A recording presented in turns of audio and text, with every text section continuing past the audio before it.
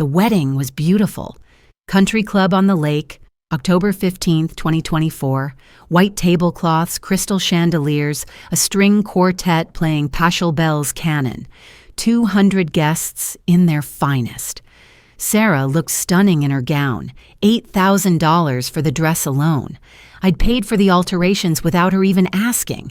I'd paid for everything, $80,000. My retirement savings, gone.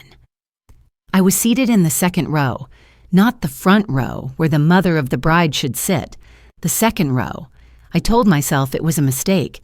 Maybe Sarah wanted to save the front for Daniel's parents. Maybe the wedding planner mixed up the seating cards. I smiled at the guests around me, people I didn't know. Daniel's relatives, I assumed. The ceremony was lovely.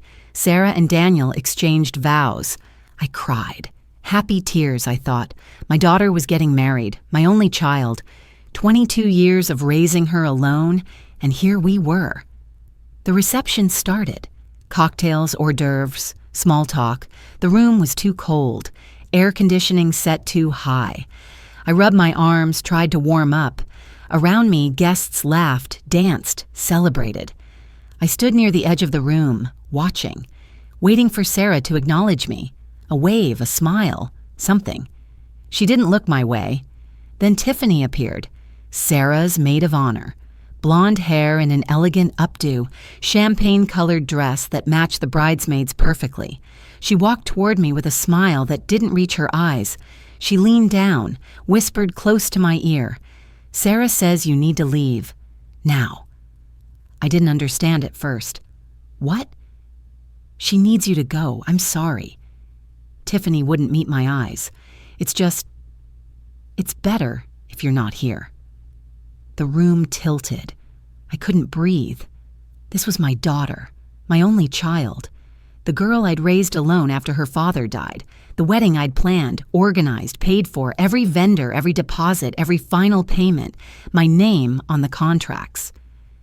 I don't understand, I managed. Did I do something wrong?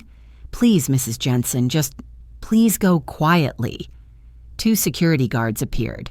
Not hotel staff. Actual security guards Sarah must have hired. They stood on either side of me, not touching, but close enough. The message was clear. I looked across the room, found Sarah near the head table. She was laughing at something Daniel's mother said. She knew, she had to know this was happening, but she didn't look at me, didn't acknowledge me at all. My hands were shaking. I picked up my small clutch purse from the table. The security guards moved with me, not aggressive, but firm, escorting me toward the exit. The walk to the door felt like miles. Guests noticed. Conversation stopped. Heads turned. 200 people watching me leave. The string quartet was still playing, something light and cheerful. The music made it worse somehow. So normal, so celebratory, while I was being removed like I'd caused a scene. I hadn't said a word. At the door, I stopped, turned back. One last look at the reception hall I'd chosen, paid for, helped decorate. The flowers were beautiful, white roses and hydrangeas. The centerpieces had cost $6,000. I'd written that check too. As the doors closed behind me, I heard the microphone feedback, sharp, loud. The music stopped, then a voice. Daniel's voice. Wait, stop the music. The doors shut. I stood alone in the hallway, my heels clicking on marble as I walked toward the exit. Alone. Let me back up. I'm Carol Jensen, 68 years old, retired elementary school teacher, 3rd grade for 43 years, widow. My husband Michael died 22 years ago. Heart attack. He was 46. It was sudden. One morning, he was fine, and by that afternoon, he was gone. Sarah was 10 when it happened. From that day on, it was just the 2 of us. I thought I was doing everything right. Working full-time, picking up summer school jobs to make ends meet, making sure Sarah had what she needed, what she wanted. I didn't want her to feel the loss of her father in any other way. If I could give her security, stability, things, maybe that would make up for what she'd lost. Looking back, I can see what I was really doing. I was buying her love, teaching her that saying yes meant I was a good mother.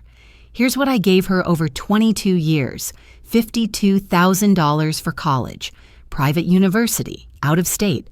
I worked summer jobs, delayed my retirement 3 years to afford it, $18,000 for her first apartment, and car down payment when she graduated. She needed help getting started, she said. I didn't hesitate. $30,000 to pay off credit card debt. She promised it was just once. I made some mistakes, Mom. I'm so sorry. I'll never ask again. But it happened 3 times. 3 different credit cards. 3 different promises. And then the wedding. $80,000.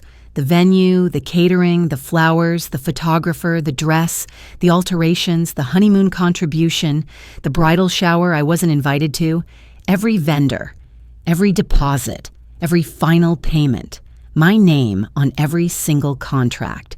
Total, nearly $200,000. I thought I was building her future.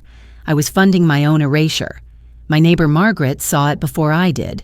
Margaret Patterson, 65, retired librarian. We'd been neighbors for 15 years. Book club every Tuesday at the library. Coffee on Thursday mornings. She has 3 cats she talks about like children. She'd bring me homemade muffins when she baked. Always knocked on my door if she hadn't seen me in a couple of days. Carol, she'd said 6 months before the wedding, "You know I love you, but you're letting Sarah walk all over you." I'd laughed it off. She's just stressed about the wedding. It'll be better after. Margaret had given me a look, that concerned librarian look she used to give patrons who were checking out books clearly above their reading level. I hope you're right. I should have listened. Daniel Martinez, the groom, 32, same age as Sarah. Financial analyst, worked at an investment firm downtown. He seemed kind, quiet. Called his own mother every Sunday, which I thought was sweet. He and Sarah had been together 2 years. He'd proposed at Christmas, and Sarah called me crying with happiness. I'd cried too. My daughter was getting married. I didn't know Daniel well. Sarah kept that part of her life separate. When I asked to meet him for lunch, get to know him better, Sarah said they were too busy with work. When I suggested dinner at my house, she said Daniel's schedule was packed. I met him exactly 4 times before the wedding, 4 times in 18 months. Looking back, I wonder if that was intentional too. The flaw was mine, I see that now. I couldn't say no to Sarah ever. When she asked for money, I gave it. When she asked for help, I dropped everything. When she called at midnight crying about work stress, I listened for hours. I was terrified that if I said no, if I set a single boundary, she'd stop calling, stop needing me, stop loving me. I'd rather be used than be alone. The red flags were there. I just didn't want to see them. 3 months before the wedding, Sarah told me I couldn't come to her bridal shower. It's family only, Mom. Just the bridal party and Daniel's family. But when I saw the photos on Instagram later, Daniel's mother was there. His aunts, his cousins. Family only, just not my family. A month before the wedding, I asked if I could help with any last-minute decisions. Seating chart, music choices, anything. Sarah snapped at me. "Mom, I've got this handled. Stop hovering. You're being overwhelming." I apologized. Told her I'd give her space. She didn't call me for 2 weeks after that. I told myself it was wedding stress. Brides get anxious, demanding. It would pass. But Sarah had always been this way, I realize now. After her father died, she struggled. Of course she did. She was 10 years old and she'd lost her dad. I got her into therapy at first, but she refused to go after 3 sessions, said the therapist was stupid and didn't understand. I didn't push. I thought I could fix her pain another way, with attention, with gifts, with yes. I created a monster, and I was too afraid to admit it. She'd always felt overshadowed, I think, by me, by my reputation.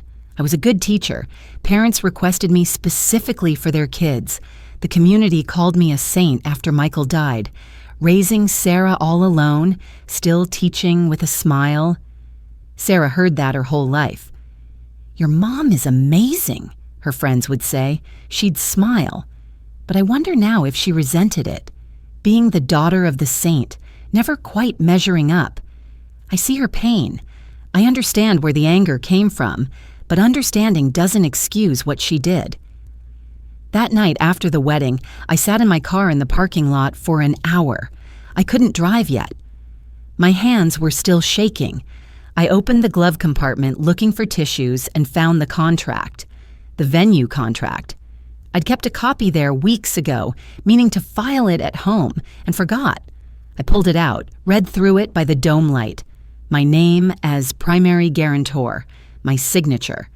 Sarah's signature as bride, standard contract language about payments, cancellation policies, liability. Then I saw it. In the margin, near the seating chart addendum, handwritten, Sarah's handwriting. I'd recognize it anywhere. Those loopy letters she'd used since high school. Mom pays, but she sits in row 2, non-negotiable. She'd planned it, written it down, made it official. Weeks before the wedding, while I was writing checks, she was making sure I knew my place.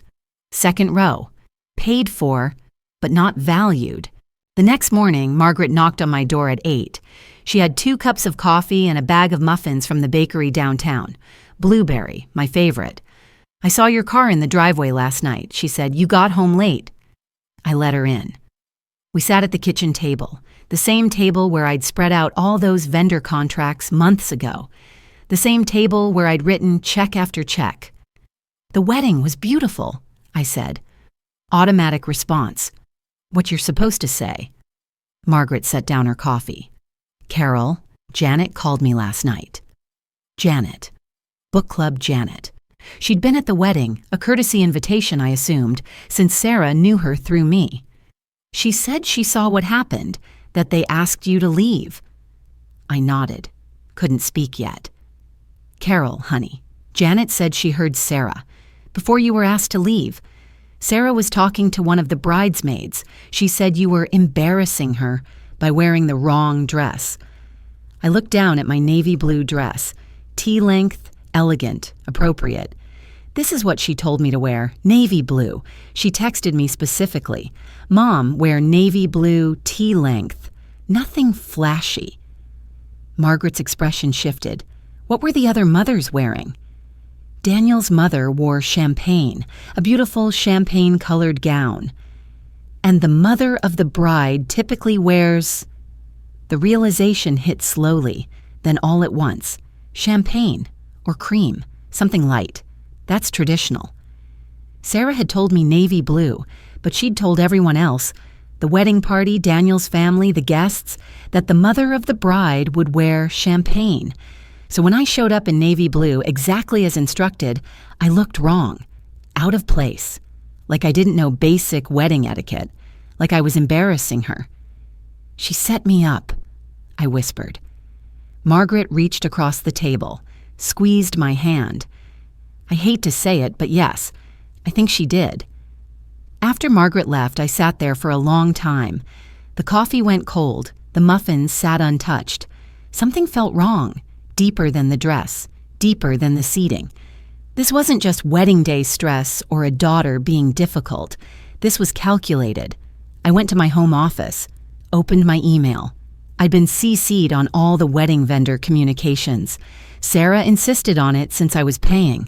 Hundreds of emails over 18 months. Venue, catering, flowers, photography. I started scrolling through, looking for... I didn't know what. Something. It took 40 minutes to find it. An email thread from 8 weeks before the wedding. Sarah to the wedding planner, Michelle. Subject line: Final logistics. I almost scrolled past it. Then I saw my name. Michelle, quick note on my mother. She can be a bit overwhelming and difficult to manage. I love her, but she tends to take over situations. For the day of coordination, please keep her involvement minimal. She's very emotional, and I'm worried she might cause issues if things don't go exactly as she expects. Just wanted to give you a heads up. Thanks, Sarah. My hand started shaking. I read it again. And again. Overwhelming. Difficult to manage. Cause issues. I'd helped Sarah choose that wedding planner, interviewed 3 different planners with her, paid Michelle's retainer fee, and the whole time Sarah was telling her I was difficult. I kept searching. Found another email, this one from 3 weeks before the wedding. Sarah to Tiffany, the maid of honor. Tiff, Make sure Mom sits in row 2, not front row.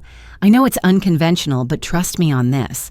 Daniel's family gets front row. They're paying for the honeymoon. Don't tell Mom that. She thinks she paid for everything, LOL. Row 2 for Mom is non-negotiable. Daniel's family paid for the honeymoon?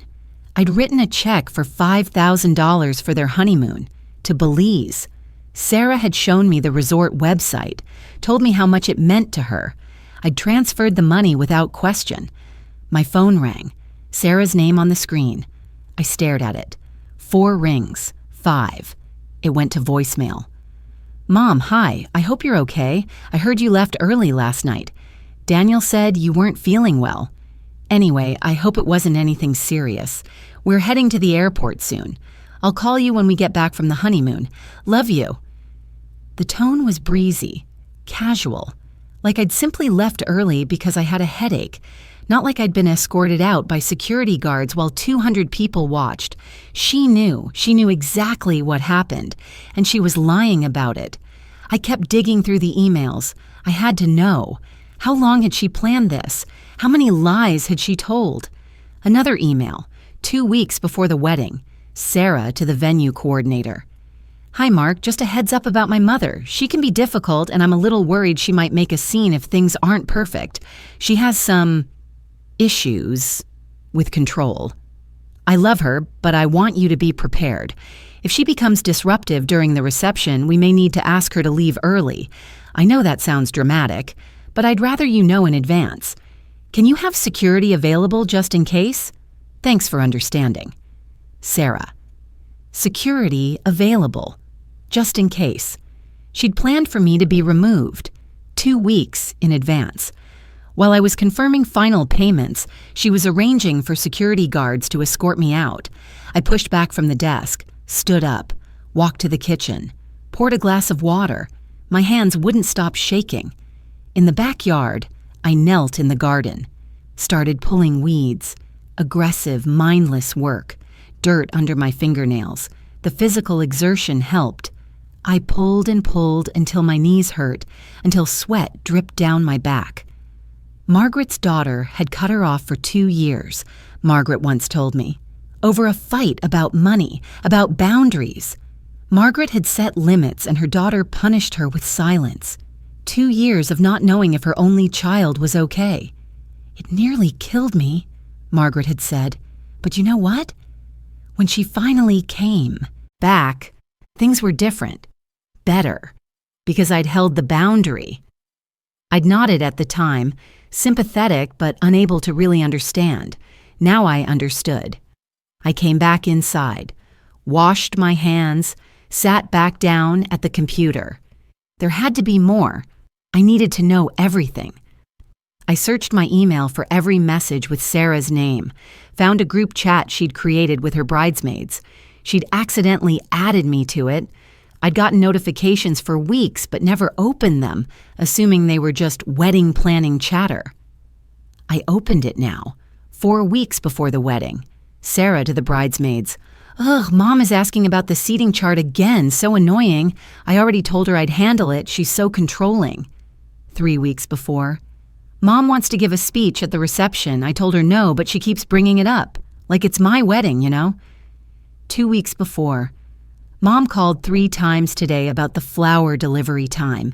3 times. I'm about to lose it. I scrolled through dozens of messages. In every single one, I was the problem. The controlling mother, the annoying presence, the burden. I closed the laptop, sat in the quiet of my house. She'd planned it. For weeks, every piece of it. The dress color to make me look foolish, the seating to minimize me, the emails to vendors painting me as difficult, the security guards on standby. While I was paying her bills, she was planning to humiliate me. I needed to know if this was just cruelty or if it was something more, something illegal. I picked up my phone, called Margaret. Can you give me that lawyer's number? I asked. Your friend who does elder law? Susan? Of course. Carol, what's going on? I found emails. Sarah planned the whole thing. She told the venue I was difficult, that I might cause a scene. She arranged for security to remove me 2 weeks before the wedding. Silence on the other end. Then, "I'm coming over." "No, it's okay. I just need the lawyer's number." "I'm coming over," Margaret repeated, "and I'm bringing wine." I gave her Susan Caldwell's number before she hung up. Susan Caldwell, attorney at law, specializing in elder law and financial exploitation. I wasn't sure yet what I was going to do, but I needed to know, was this illegal or just cruel? The morning after I found the emails, I couldn't sleep. I got up at 5, made coffee, sat at the kitchen table, the same table where I'd written all those checks, the same table where Margaret and I had sat the day before. I needed to see it, all of it, the full picture. I went to my filing cabinet, found the folder labeled Sarah Wedding, thick with receipts, contracts, payment confirmations. I spread them across the kitchen table, organized them by vendor: venue, catering, flowers, photography, DJ, dress shop, honeymoon resort. Then I went to my desk, pulled out my bank statements, 3 months' worth. October, when I'd made the final withdrawal. September, August, the account I'd built over 43 years. I sat down. The morning light was coming through the kitchen window, that soft October light that usually made me feel peaceful. Not today. I opened the statement from October. There it was, October 15th, 2023, exactly 1 year before the wedding. Withdrawal, $80,000. From my Charles Schwab IRA, the retirement account I'd started when I was 25 years old. Fresh out of college, my first teaching job, I'd contributed to it every single paycheck for 43 years. Even during the tight years after Michael died, I'd found a way to put something in. $50, $100, whatever I could spare. Account balance before withdrawal, $187,000. Account balance after, $107,000. My hands wouldn't stop shaking. I set down the paper, picked up my coffee. The cup rattled against the saucer. I sat there as the afternoon sun moved across the kitchen floor. 43 years teaching 3rd grade, summer schools, tutoring on weekends, extra shifts at the library during summers when they needed help. Every penny saved, invested, grown. I'd been so proud of that retirement fund. It represented every sacrifice I'd made after Michael died. Every time I said no to myself so I could say yes to Sarah's future. The vacations I didn't take. The car I drove for 15 years instead of buying new. The house repairs I delayed, all so that account could grow. And Sarah knew it. She knew exactly what that money meant to me.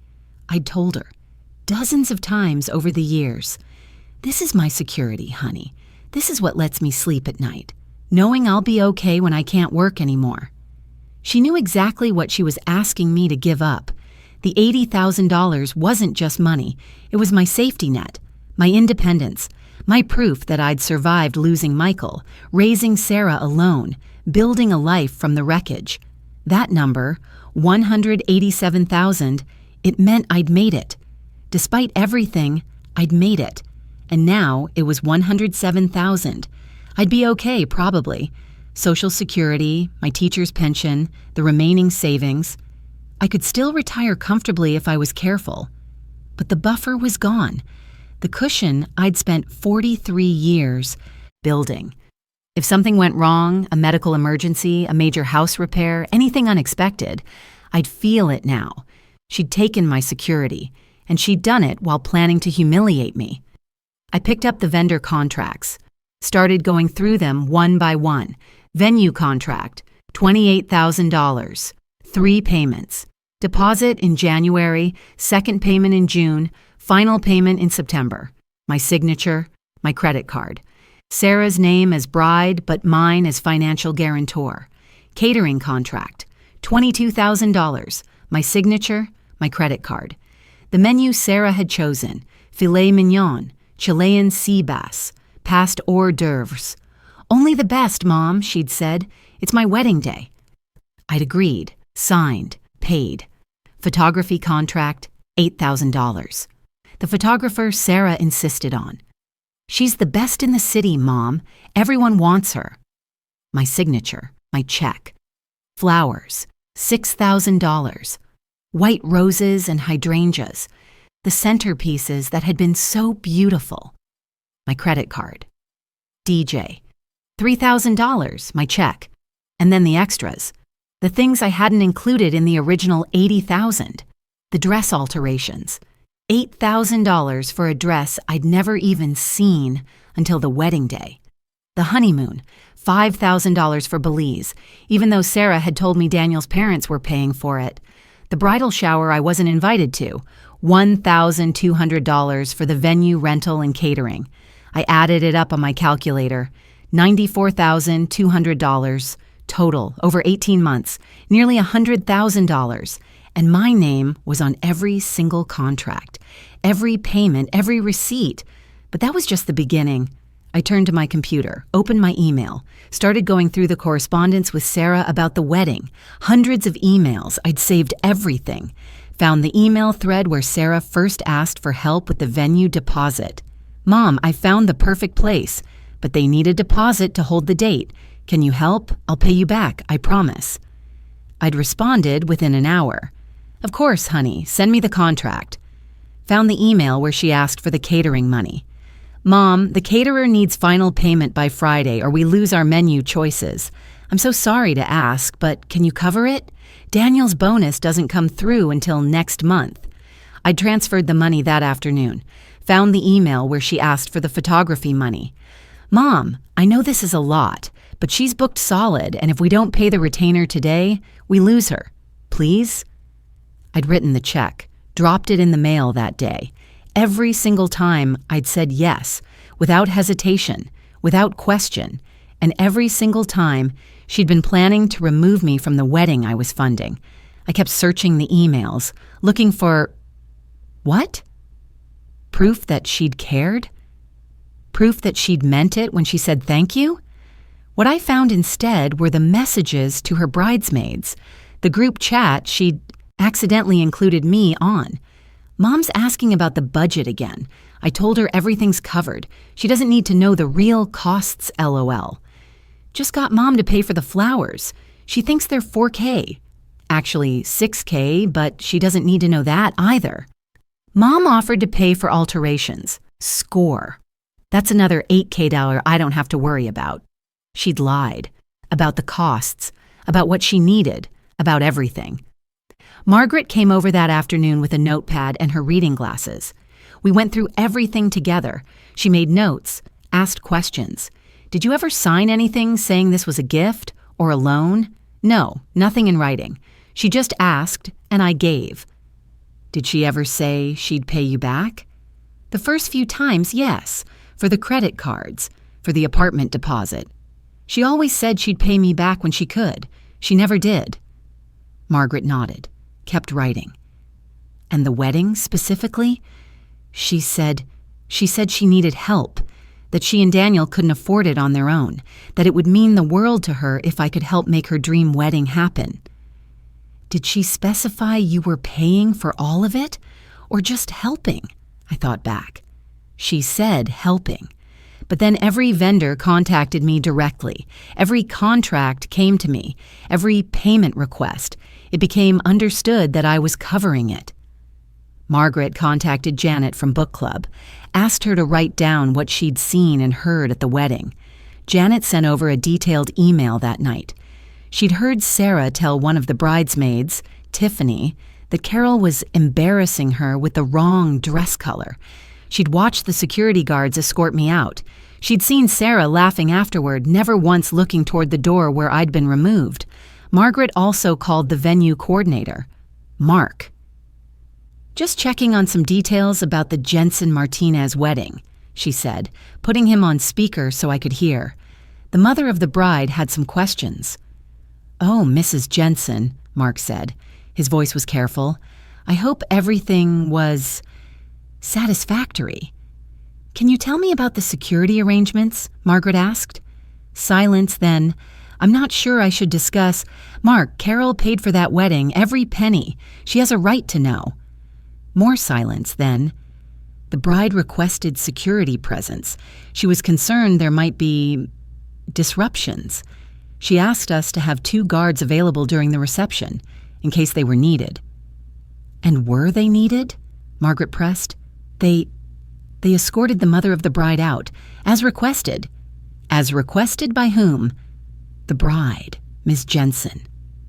Margaret thanked him and hung up, looked at me across the table. That's 3 witnesses, Janet, the coordinator, and me. I saw you leave. I can testify to that. The next day, I met with attorney Susan Caldwell. Susan's office was small but organized. Law books lining the walls, diplomas from Boston College and Suffolk Law. A photo on her desk of her with an elderly woman. Her mother, I assumed. She was 58, Margaret had told me, divorced, no kids. She'd built her practice around helping seniors who'd been taken advantage of by family members.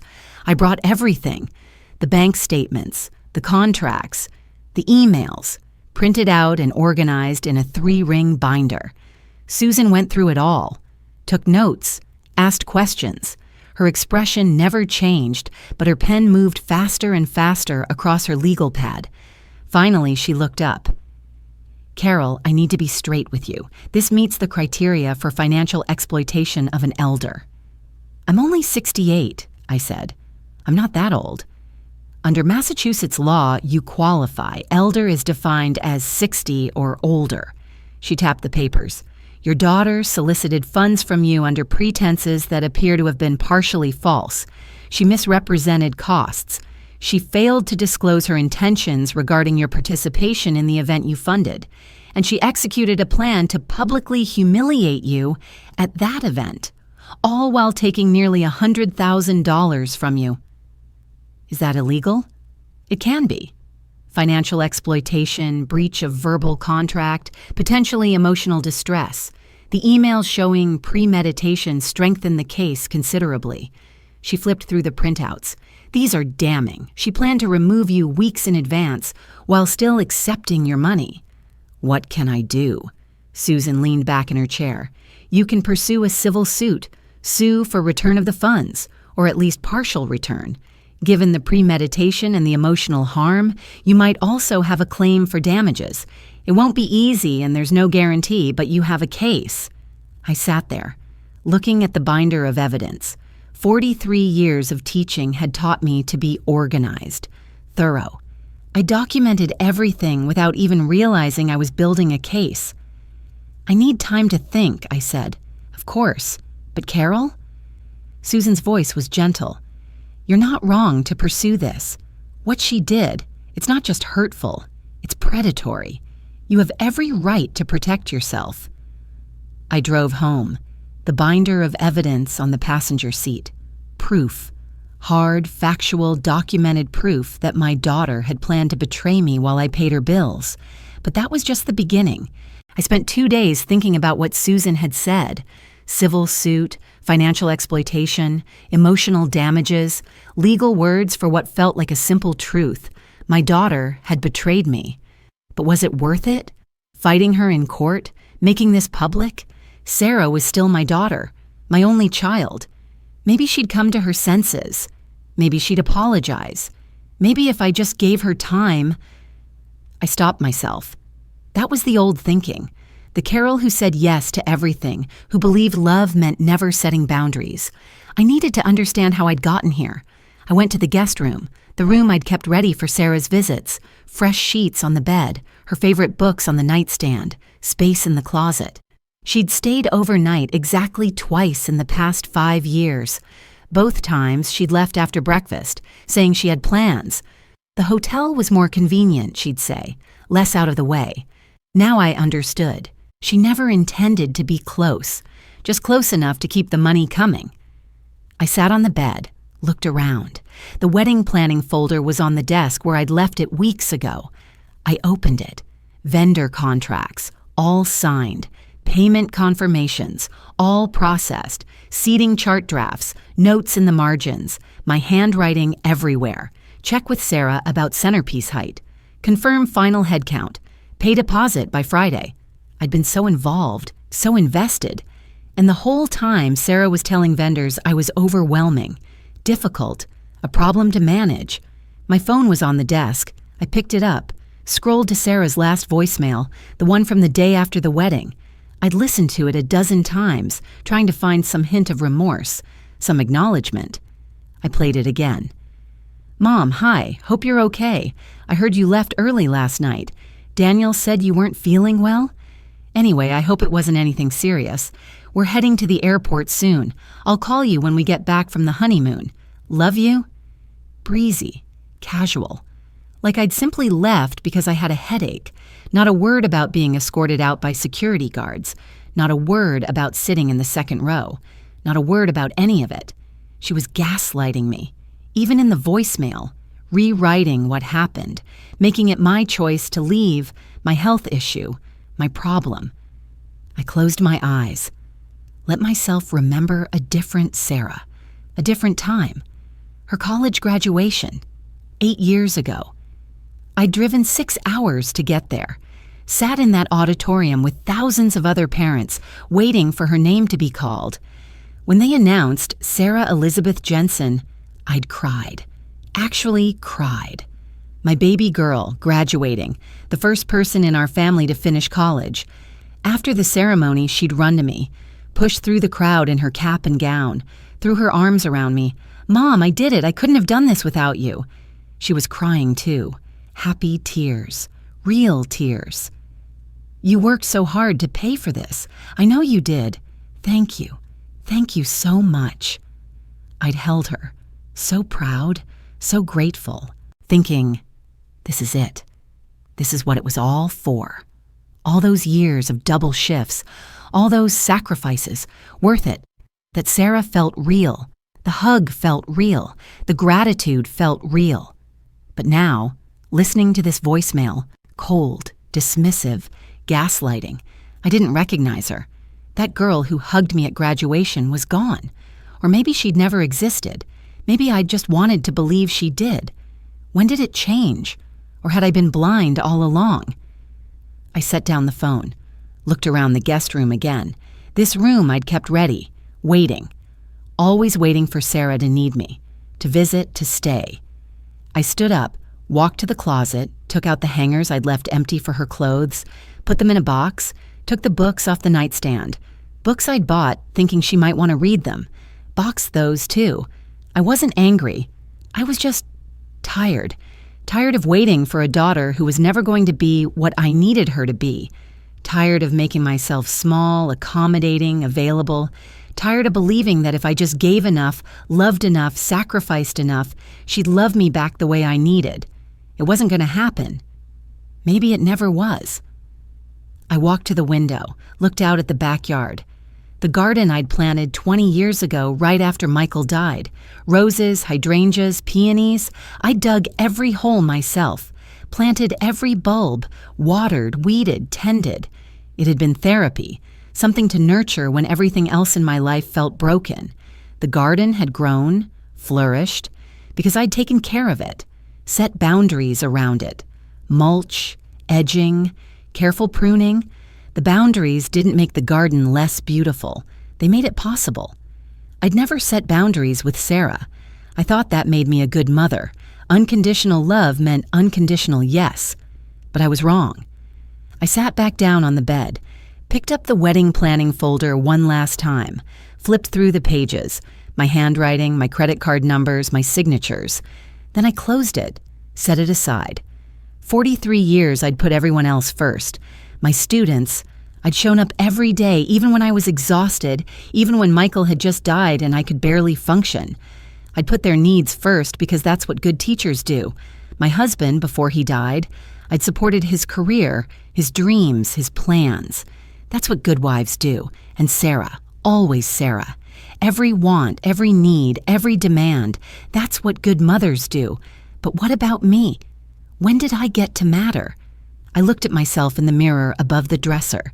Same face I'd seen for 68 years. Same brown eyes. Gray hair now, not brown. Lines around my mouth, my eyes. Evidence of all those years, all those smiles, all those worries, all those sacrifices. Same face, but something was different in my eyes. Something harder, clearer. I wasn't going to beg for my daughter's love anymore. I wasn't going to make myself small, easy, convenient. I wasn't going to keep giving and giving and giving while she took and took and took. I was going to protect what was mine. Not for revenge, not even for justice, really, for self-preservation.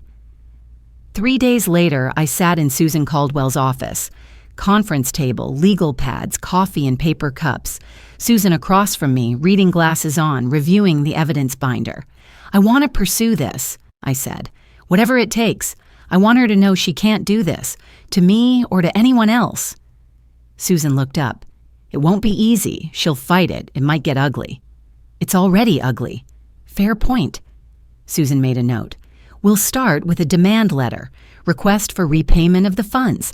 If she refuses, we file a civil suit. Financial exploitation, breach of contract, emotional distress." I nodded. "Okay. And Carol?"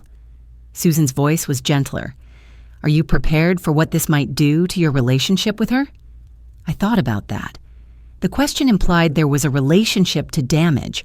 But was there? Really?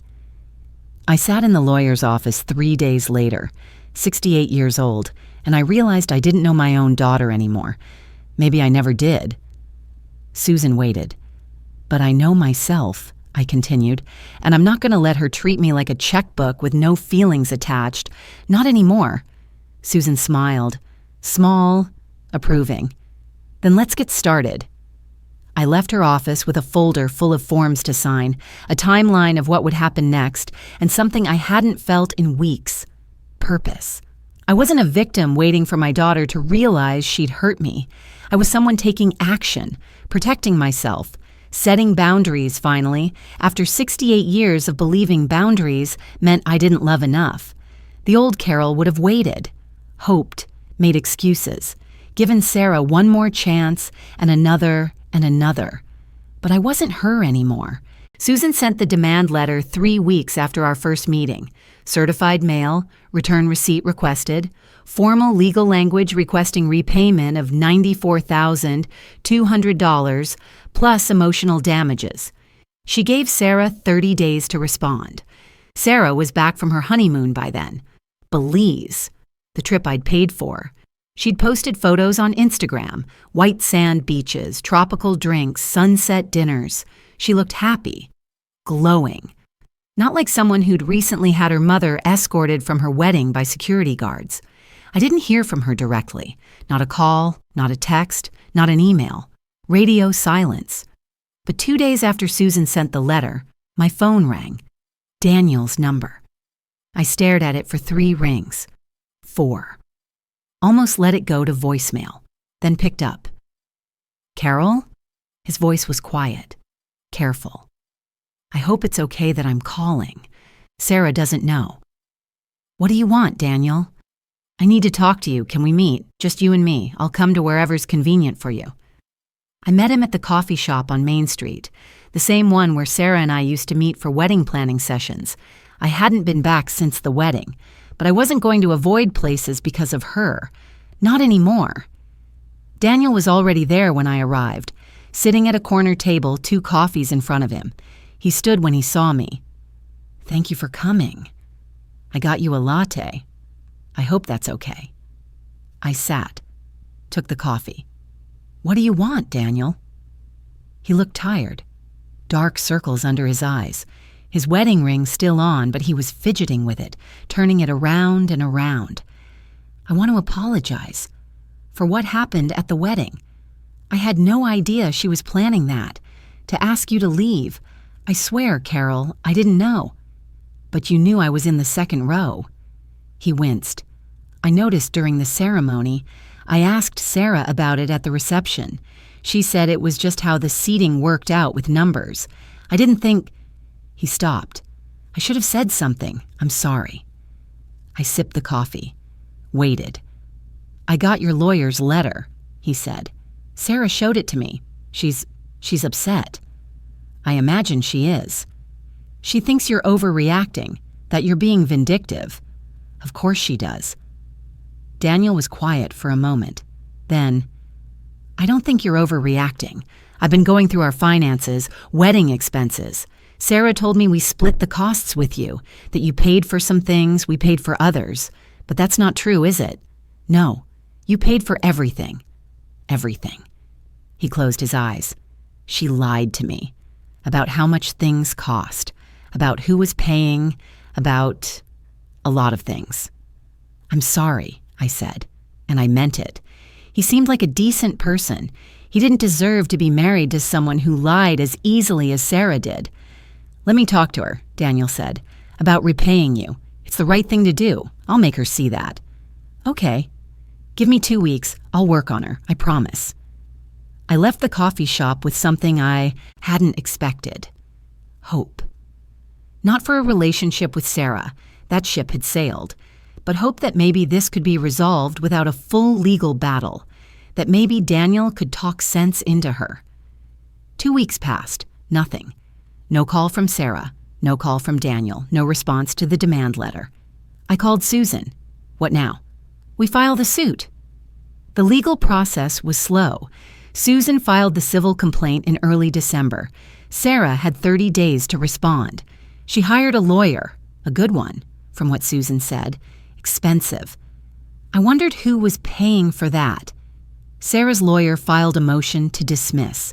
Claimed emotional distress wasn't actionable. Claimed there was no written contract. Claimed I'd given the money as a gift, not a loan. No expectation of repayment, no fraud, no exploitation. Susan fought back, cited elder law statutes, cited the emails showing premeditation, cited the evidence of deception. Sarah lying about costs, lying about who was paying for what. The motion to dismiss was denied. Discovery began. Both sides exchanging documents. Sarah's lawyer requested my bank statements, my tax returns, proof of income. Susan requested Sarah's financial records, her emails, her text messages. It was exhausting, invasive. Every detail of my financial life laid bare. And through it all, Sarah didn't call, didn't text, didn't acknowledge me at all except through her lawyer. Margaret came over one evening in January. We sat at my kitchen table, the table that had become command central for this whole mess. Papers everywhere. Legal briefs, court filings, evidence logs. How are you holding up? Margaret asked. I'm tired. Have you talked to Sarah at all? No, just lawyers. Margaret poured us both tea. Earl Grey. She knew I liked it strong. My daughter called me last week. I looked up. Emma, I thought you two weren't speaking. We weren't. For 2 years. But she called. Said she'd heard through mutual friends about what was happening with you and Sarah. Said it made her think about our situation, about the money stuff we'd fought over. What did she say? She apologized. Said she'd been wrong to cut me off like that she'd been angry about the boundaries I'd set, but now she understands why I did it. She wants to try again. Coffee next week. I reached across the table, squeezed Margaret's hand. That's wonderful. It's because of you, Carol. Watching you stand up for yourself. It gave me courage to hold my boundaries. And somehow, Emma saw that, and it changed something for her. I wanted to feel happy about that. And I did for Margaret. But I also felt the weight of my own situation. Margaret's daughter had come around, apologized, wanted to rebuild. Sarah hadn't, showed no signs she ever would. I'm not sure Sarah's going to apologize, I said quietly. No, Margaret agreed. She might not, but you're doing this anyway. That's what matters. In February, Sarah's lawyer requested a settlement meeting. Susan set it up at her son's office, a neutral space. Just Sarah, her lawyer, me, and Susan. Daniel wasn't invited. I almost didn't go. The idea of sitting across a table from Sarah after 5 months of silence, it felt impossible. But Susan insisted, you need to face her, Carol. Let her see you're serious. Sarah arrived 15 minutes late. Designer coat, designer bag, hair and makeup perfect. She looked expensive, polished. Not like someone who'd been stressed by a lawsuit. She didn't look at me. We sat on opposite sides of Susan's conference table. Sarah's lawyer, a man in his 50s, sharp suit, sharper demeanor, started talking. Settlement terms. Sarah would agree to pay back $30,000 over 5 years. No admission of wrongdoing. Both parties release all claims. $30,000, I said. I gave her $94,000. My client disputes that amount, the lawyer said smoothly, and disputes the characterization of the funds as anything other than gifts freely given. I looked at Sarah. She was examining her nails. Perfect manicure, champagne color. Sarah, I said. Her name felt strange in my mouth. Look at me. She didn't. Sarah, please. Finally, she looked up. Her expression was cold, blank, like she was looking at a stranger. I'll pay you back when I can, she said, voice flat. But you're blowing this out of proportion, Mom. You gave me that money. I didn't steal it. You wanted to help with the wedding. You were happy to help. I was happy to help, I agreed, until you had me removed from the wedding I paid for. You were embarrassing me. Everyone could see you were upset about the seating. You were making a scene. I didn't say a word. Your face said enough. This was pointless. I could see it in her eyes. She believed her own version of events, or she'd convinced herself she did. Either way, there was no accountability here, no remorse, just justification. I stood up. I'm not accepting $30,000. This meeting is over. Sarah's lawyer started to protest, but I was already walking out. Susan followed. In the hallway, Susan touched my arm. That went about as expected. She's not going to pay me back, not willingly. No, probably not, but we have her on record now, offering $30,000. That's an admission the money wasn't a gift. We can use that. I drove home in the February cold, gray sky, bare trees, snow in the forecast. I felt empty, hollowed out. That night, I couldn't sleep. Got up at 2 a.m, made chamomile tea, sat at the kitchen table, looked through old photo albums. Sarah as a baby, Sarah's first day of school, Sarah at her 8th birthday party, gap-toothed smile, chocolate cake. I found an old Mother's Day card from 5 years ago, Sarah's handwriting. Mom, you're my best friend. I love you more than anything. Thank you for being the best mom in the world. Best friend. I read it 3 times, looking for the moment it had stopped being true, or if it had ever been true at all. Next morning, I woke up with chest pain, sharp, tight, radiating down my left arm. I tried to breathe through it, told myself it was stress, anxiety, nothing serious. The pain got worse. Margaret found me sitting on my front steps at 9 a.m., clutching my chest, phone in my hand. She'd come over to drop off a library book she'd borrowed, took one look at me and called 911. The ambulance came. Paramedics, blood pressure cuff, EKG stickers. They loaded me onto a stretcher. Margaret rode with me, holding my hand the whole way. At the hospital, they ran tests, EKG, blood work, chest x-ray. I lay in a bed behind a curtain in the emergency department, listening to the beeping machines, the overhead pages, the sound of other people's emergencies. The doctor came in 3 hours later, young woman, kind eyes. Mrs. Jensen, your heart is fine. The EKG is normal. Your cardiac enzymes are normal. You had a panic attack, a severe one, but not a heart attack. A panic attack. Yes, likely stress-induced. Are you under unusual stress right now? I almost laughed. You could say that. I'm going to recommend you see your primary care doctor for a full workup and consider speaking with a therapist. Panic attacks can become chronic if the underlying stress isn't addressed. She discharged me with instructions to reduce stress, practice deep breathing, consider anti-anxiety medication if needed, reduce stress. Right. Margaret drove me home, helped me inside, made me soup I didn't eat.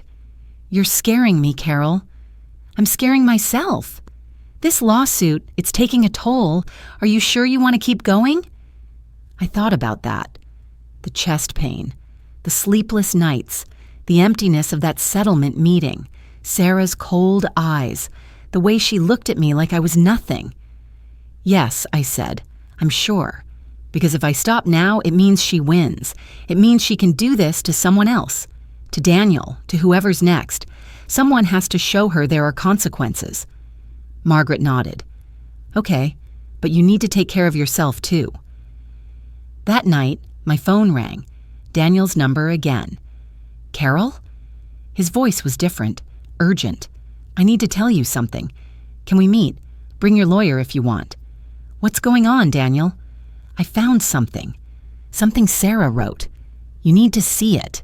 Please. 3 days later, I sat in Susan's conference room, Margaret with me for moral support, Daniel across the table. No Sarah this time, just Daniel and his conscience. I met Daniel alone first. The day before the meeting, a diner on Route 9, halfway between our towns, neutral territory. He was already there when I arrived. Same tired eyes, same fidgeting with his wedding ring, but something was different. He looked angry, actually angry. Thank you for coming, he said. I wasn't sure you would. I slid into the booth across from him. What did you find? He reached into his messenger bag, pulled out a small notebook, blue cloth cover, worn edges. Sarah's journal. I found it in her nightstand when I was looking for our insurance card. I wasn't snooping. I didn't even know she kept a journal. He opened it, flipped to a page marked with a sticky note, turned it toward me. Sarah's handwriting. Dated September 28th, 2 weeks before the wedding. Mom's getting anxious about the wedding. Called me 3 times today about the seating chart. I told Michelle to make sure Mom knows she's being difficult. Need to set the stage. 2 more weeks and this will be over. The wedding will be perfect, and I won't have to deal with her hanging all over me anymore. Daniel's family will think I'm in control, not desperate with a clingy mother. Row 2 for Mom. Let her see where she actually ranks. I read it twice. My hands were steady. I felt nothing, just cold, empty. There's more, Daniel said quietly. He flipped forward a few pages. October 8th, a week before the wedding. Told Mark at the venue that Mom might cause problems. Asked him to have security ready. Better safe than sorry. If she makes a scene or gets emotional, I need her gone. This is my day. Mine and Daniel's, not hers. She'll understand eventually, or she won't. Either way, I'll have the wedding I want. Daniel closed the journal. His jaw was tight. There are pages and pages like this, Carol, going back months, planning how to minimize you, talking about you like you're a problem to solve. Does she know you found this? No, I made copies. The originals are back in her nightstand. Why are you showing me this? He looked at me, really looked at me. Because what she did to you, I can't be married to someone who would do that.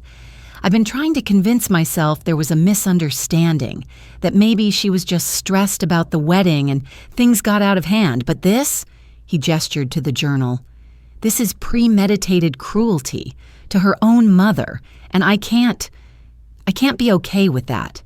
What are you going to do? I'm filing for separation, maybe divorce.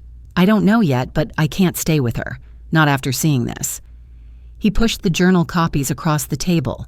And you should have this. For your case. It's evidence.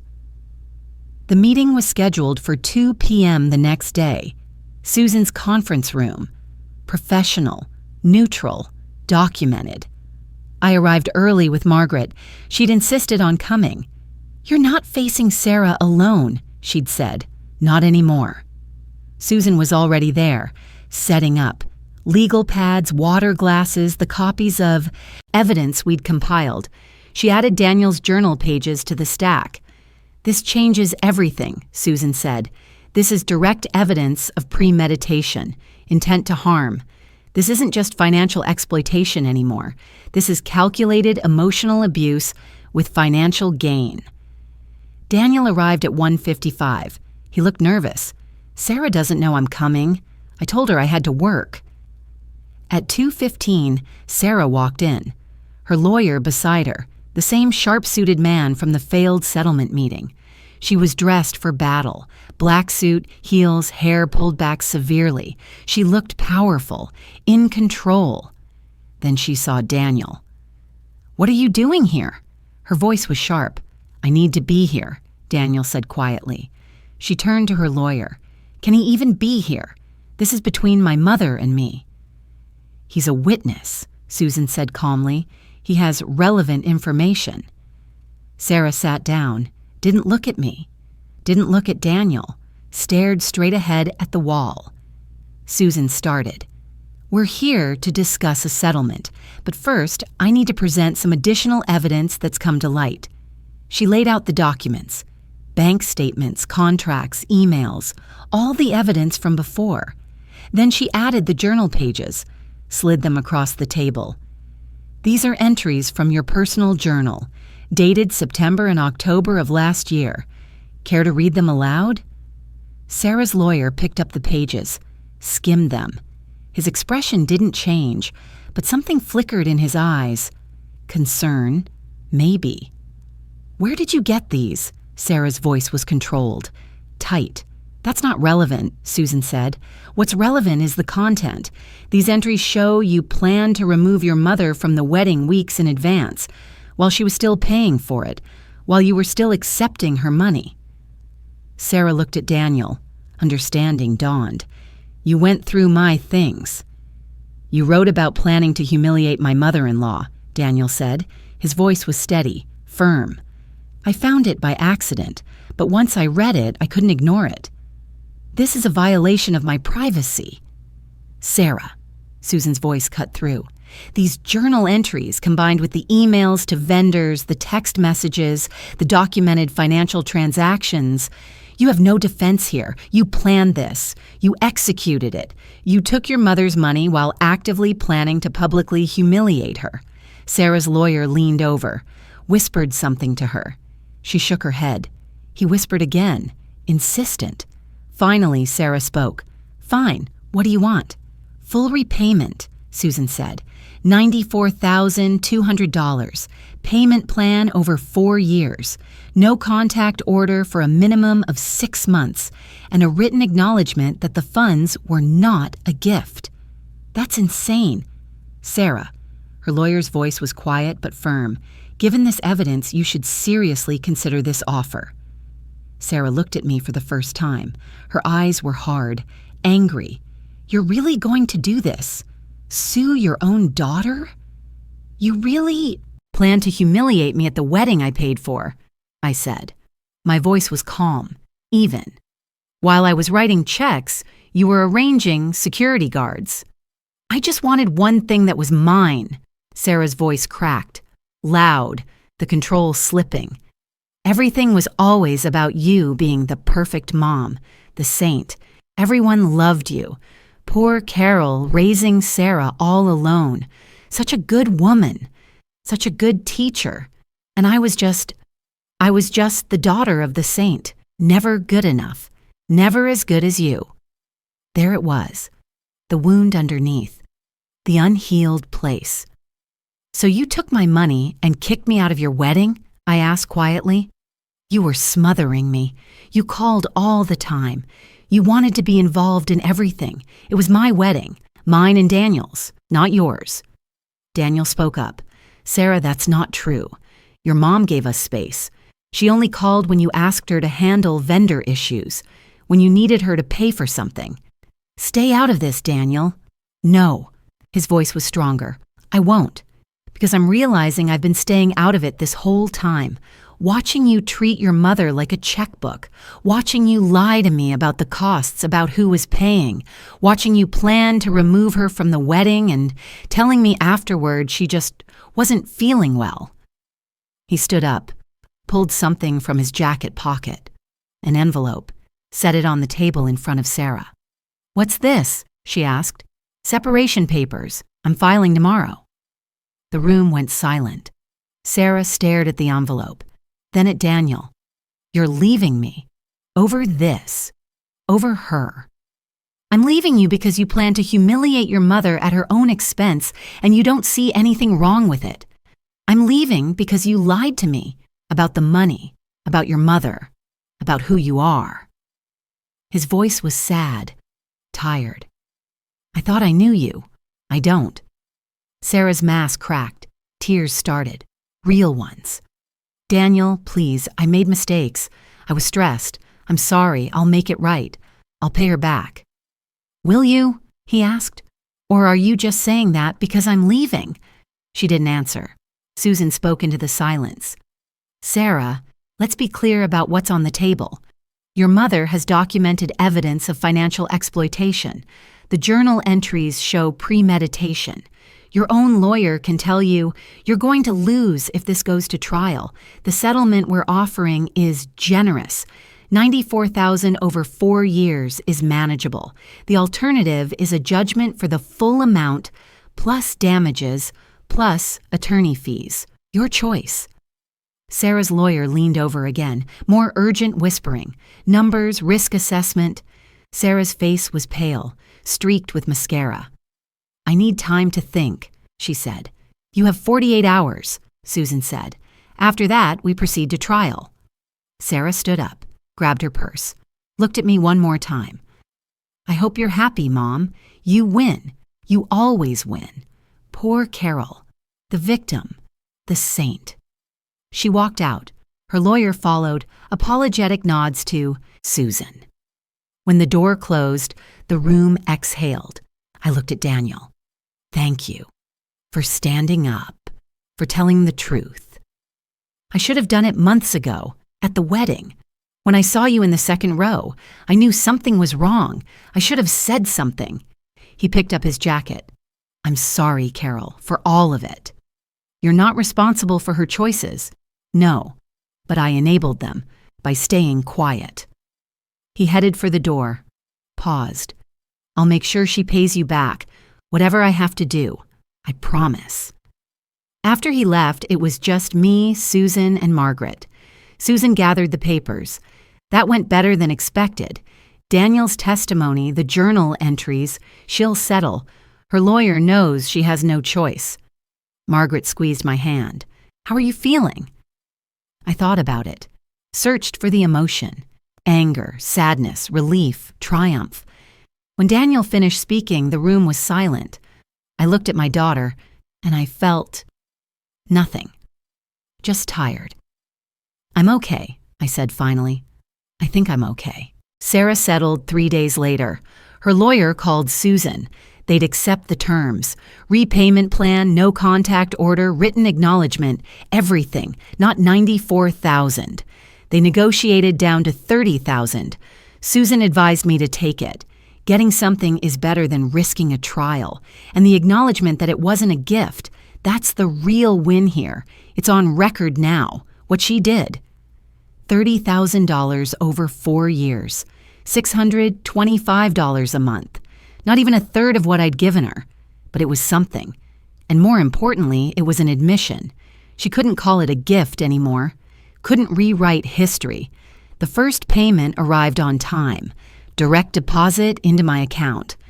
I stared at the notification on my phone, $625 from Sarah E. Martinez.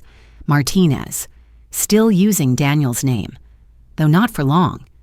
Daniel filed for separation in April. The marriage was annulled 4 months later. Turns out Massachusetts allows annulment for fraud and lying about pretty much everything.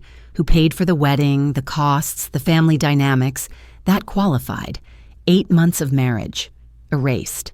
Like it never happened. Daniel visited me one last time before the annulment was finalized, knocked on my door on a Saturday morning in May. Spring. The garden was starting to bloom. I brought you something, he said. Handed me a box. Inside, wedding photos, the ones that included me, professional prints, carefully organized in a leather album. Sarah destroyed her copies, he said, but the photographer still had the files. I had these printed for you. I thought you should have them. I opened the album. There I was. Navy blue dress, second row, forced smile, and there was Sarah. White gown, fake happiness, Daniel beside her looking nervous. Thank you, I said, but I don't think I want these. Keep them anyway, not for her, for you, evidence that you survived it. He reached into his jacket, pulled out an envelope. This is from me, not from Sarah, from me. Inside, a check, $10,000. Daniel, I can't, Yes, you can. You deserved better. From her, from me, from all of us. This doesn't fix anything, but it's what I can do." He paused.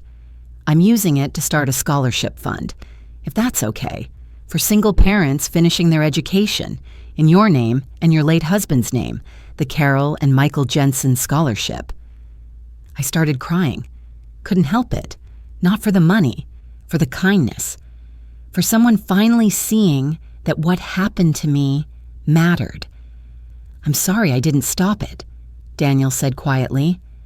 "At the wedding, when I saw you in row 2, when Tiffany took you out, I should have said something.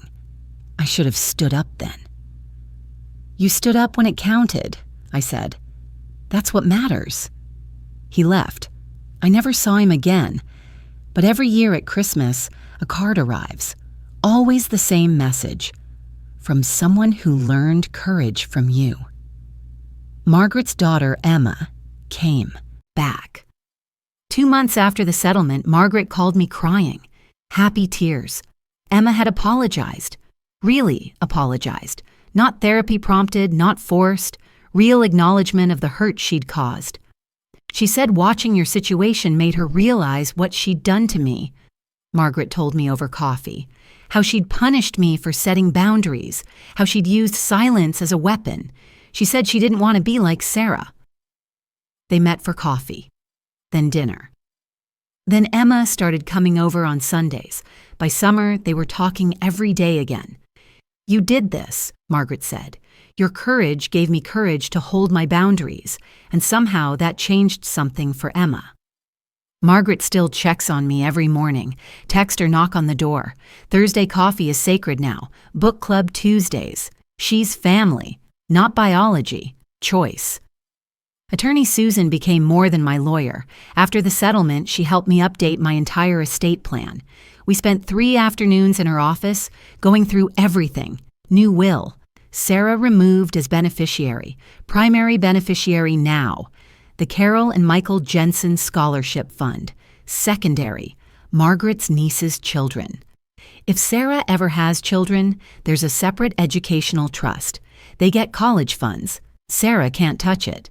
The trust specifies, disbursed directly to accredited institutions only. Power of attorney, Margaret. Healthcare proxy, Margaret's niece, Rachel. She's a nurse. Emergency contact, Susan. Not Sarah, not anymore.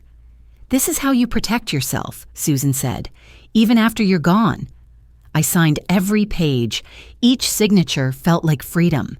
Susan uses my case now in her seminars, anonymously. Financial elder abuse, warning signs, and legal remedies. She teaches at the Senior Center quarterly. I went to one session. 75 people in the room, mostly women my age, some older. Susan walked through the warning signs. Adult child asking for money repeatedly, pressure to change legal documents, isolation from friends, guilt manipulation. "You owe me" language.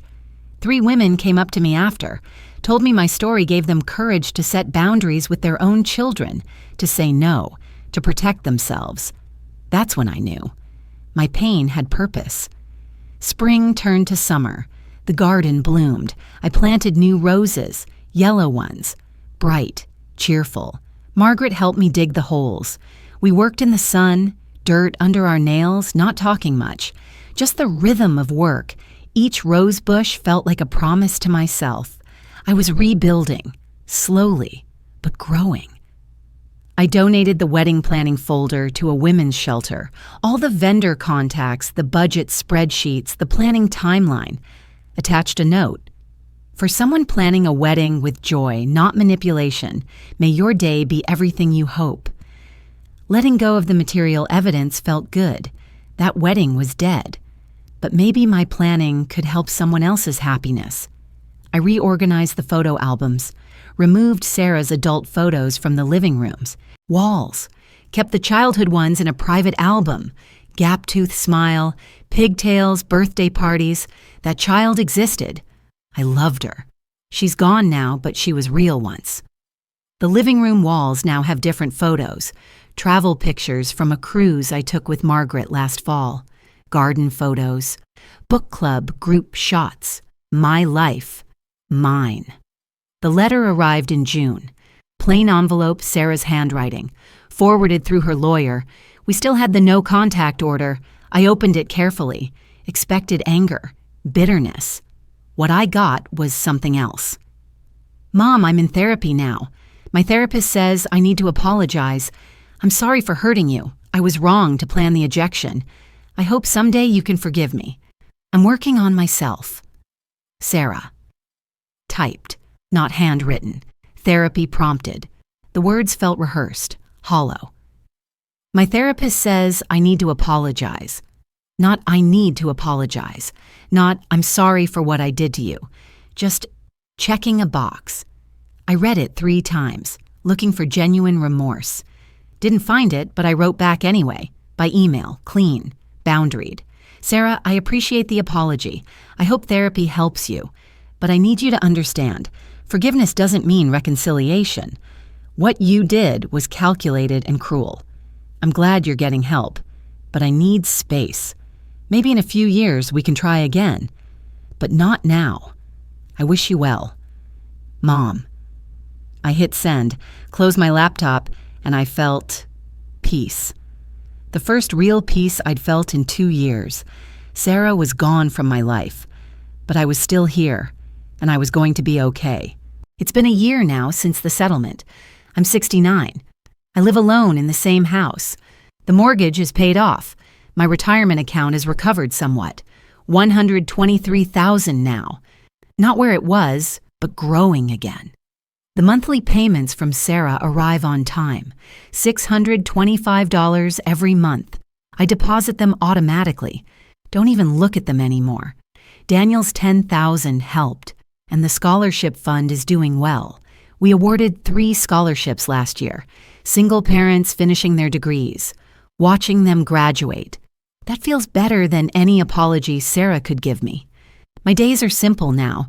Smaller social circle, but the people in it are genuine. I wake up at 6.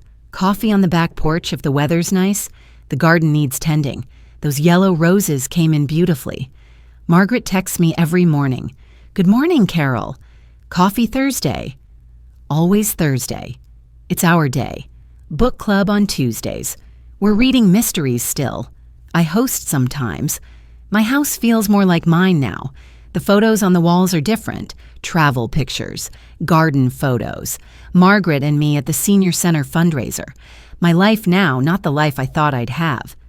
Do I miss Sarah? I miss the little girl she was. Gap-tooth smile, pigtails, birthday parties. That child is in a private album now. I look at those photos sometimes. Remember loving her. Remember believing she loved me back. The adult Sarah? The one who planned my humiliation while I paid her bills? I don't know that woman. Maybe I never did. Will we reconcile someday? Maybe. If she does real work in therapy, if she takes genuine accountability. But I'm not holding my breath. And I'm not waiting anymore. For 68 years, I waited. Waited for Sarah to need me. Waited for her to love me back the right way. Waited for her to see my value. I'm done waiting. The advocacy work helps. Susan asked me to speak at the senior center quarterly. We teach warning signs of financial elder abuse. Every session, someone comes up to me afterward, tells me their story. A son who emptied their account, a daughter who forged their signature, a grandchild who pressured them to change their will. I tell them what Susan told me, you're not wrong to protect yourself. 3 women have filed suits against their children since I started speaking. Susan represents them pro bono. She says I started something, a movement of seniors who refuse to be checkbooks, who set boundaries, who choose themselves. My pain had purpose after all. Someone asked me last week if I'm lonely. Book club Janet. Sweet woman, always worried about everyone. I thought about it. Looked around my living room. Margaret on the couch, knitting. Susan reviewing some legal document. Rachel, Margaret's niece, telling a story about a patient at the hospital. My chosen family. Not biology. Choice. I was lonelier at that wedding, I said, surrounded by 200 people, paying for everything, sitting in the second row while my daughter laughed. That was lonely. This is peace. I'm rebuilding. It's slow. Some days I still cry. When I see a mother and daughter shopping together, laughing easily. When I remember Sarah at 7 holding my hand. When I think about what I thought we'd be when she grew up. But most days, I'm okay. I have my garden, my friends, my purpose. I have a life that's mine, not defined by who needs me or what I can give, just mine. The house is quieter now, but quiet isn't lonely. Quiet is space to breathe, space to be myself, space to matter. I'm 69 years old. My retirement account is smaller than it should be. My daughter doesn't speak to me. My wedding photos are in a drawer, not on display. And somehow, I'm okay. Better than okay. I'm standing. I'm here. And nobody's taking advantage of me again. What would you have done if your child asked for help and you gave everything and they pushed you away? When does love become enabling? When do you choose yourself? I don't have all the answers, but I know this. Setting boundaries doesn't mean you love less. It means you love yourself enough to matter. I hope my story helps someone out there. Someone sitting at their kitchen table looking at bank statements, wondering if they're being taken advantage of. You're not crazy. You're not selfish. You deserve better. Choose yourself. It's not too late.